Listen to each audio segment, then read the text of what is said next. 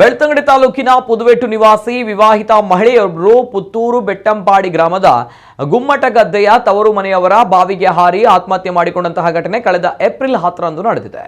ಮೃತ ಮಹಿಳೆಯನ್ನ ಬೆಳ್ತಂಗಡಿ ತಾಲೂಕಿನ ಪುದುವೆಟ್ಟು ಉದ್ದದ ಪಳಿಕೆ ಪುರುಷೋತ್ತಮ ಅವರ ಪತ್ನಿ ಪುಣ್ಯಶ್ರೀ ಎಂದು ಗುರುತಿಸಲಾಗಿದೆ. ಪುತ್ತೂರಿನ ಬೆಟ್ಟಂಪಾಡಿಯ ಗುಮ್ಮಟ ಗದ್ದೆಯ ಬಾಲಕೃಷ್ಣ ಅವರ ಪುತ್ರಿ ಪುಣ್ಯಶ್ರೀ ಅವರನ್ನ 2017ರ ಜನವರಿ 1ಕ್ಕೆ ಬೆಳ್ತಂಗಡಿಯ ಪುರುಷೋತ್ತಮ ಅವರಿಗೆ ವಿವಾಹ ಮಾಡಿಸಿದ್ರು. ಪುರುಷೋತ್ತಮ ಮತ್ತು ಪುಣ್ಯಶ್ರೀ ದಂಪತಿಗೆ ಇಬ್ಬರು ಮಕ್ಕಳಿದ್ದು ಕಳೆದ ಏಪ್ರಿಲ್ 4ರಂದು ತವರು ಮನೆಗೆ ಪುಣ್ಯಶ್ರೀ ಬಂದಿದ್ರು.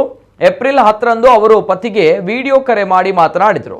ರಾತ್ರಿ ವೇಳೆ ಚಿಕ್ಕಮ್ಮ ಲತಾ ಅವರ ಮೊಬೈಲ್ಗೆ ಕರೆ ಮಾಡಿ ತಾನು ಸಾಯುವುದಾಗಿ ಹೇಳಿ ಬಾವಿಗೆ ಹಾರಿದ್ರು. ಈ ಕುರಿತು ಮಾಹಿತಿ ಅರಿತು ಪುಣ್ಯಶ್ರೀ ಅವರನ್ನ ಬಾವಿಯಿಂದ ಮೇಲಕ್ಕೆತ್ತಿ ಪುತ್ತೂರು ಸರ್ಕಾರಿ ಆಸ್ಪತ್ರೆಗೆ ಕರೆದೊಯ್ದಾಗ ಆಗಲೇ ಮೃತಪಟ್ಟಿದ್ದರು ಎನ್ನಲಾಗಿದೆ.